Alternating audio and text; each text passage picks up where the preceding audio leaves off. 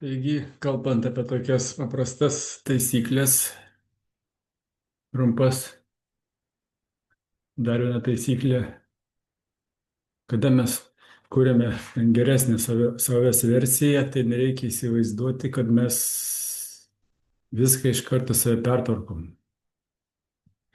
Tikslas tai yra toksai, bet tie maži žingsneliai gerai iliustruoja tuos mažus žingsnelius. Toks pavyzdys, kai vyksta kūno tobulinimus fiziniais pratimais. Tai vėlgi norint ištreniruoti, pavyzdžiui, pečius, yra daug visokiausių pratimų su ganteliais, be gantelių, stovint ant suoliuko,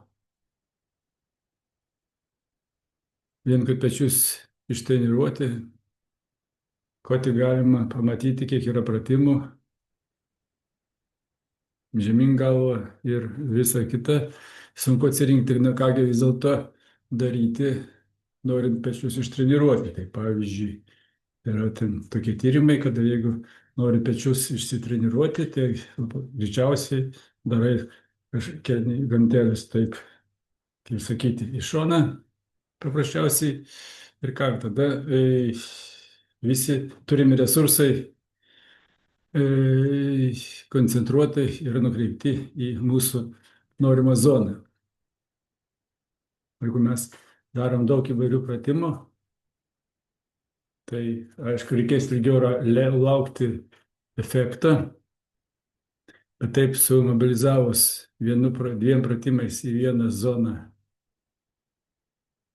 savo pastangas, greičiausiai pamatome rezultatą ir atsiranda didelė motyvacija, kad eini teisingų kelių. Kas vyksta, kada mes treniruojame, dabar keliame su ganteliu ranką į šoną. Mes ne tik tai raumenys didėja dėl to, kad atliekam fizinius pratimus. Vyksta pas mus mentalinis programavimas. Jeigu žmogus salėje viską kilnoja ir dirba, jisai įsivaizduoja, kad jau pečiai pasigražus platus, kaip jisai norėtų, kad būti, ir kada naudojamas mentalinis procesas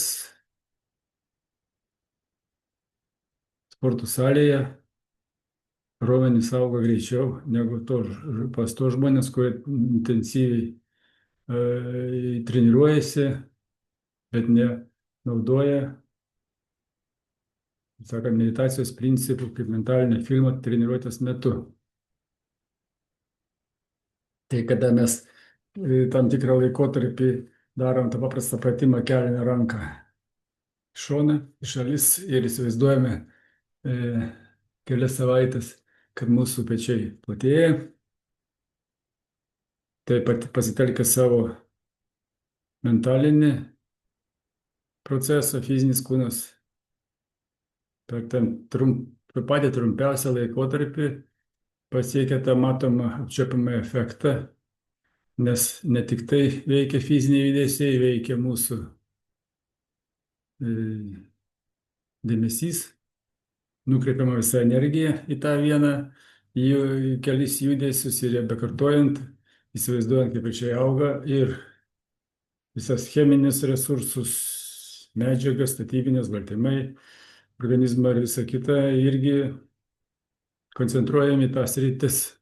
Tai kaip matom, pasitelkia fizinės cheminės formulės, biocheminė, pridedant psichologinius veiksmus, gaunasi psichofizinė sinergija ir per trumpą laiką susikoncentravus į tam tikrą kūno zoną, mes matom greičiausią rezultatą.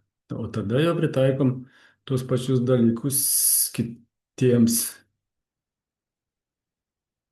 raumenims, bicepsas, tricepsas ir kažkas tai tokio, tai atsirenkam kelis pratimus ir koncentruotai medituojant į tą pusę dėmesys nukreipiamas.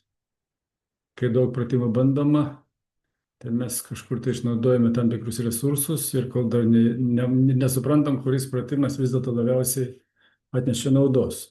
Tai va toks sufokusuotas dėmesys į kelis paprastus pratimus ir į vieną konkrečią kūno zoną greičiausiai parodo rezultatus, ko mums labiausiai reikia, kai mes pradedam kažkokį tai savęs transformacijos procesą. Jį pasiekę pirmosius rezultatus, mes jau žinom, kad tikrai einam teisingų kelių ir tuos principus, taisyklės toliau naudojam darbę su savimi. Taip, po mažą žingsnelį mes suprantame, kad mes atradome tą kelią, kuriuo reikia ir toliau eiti.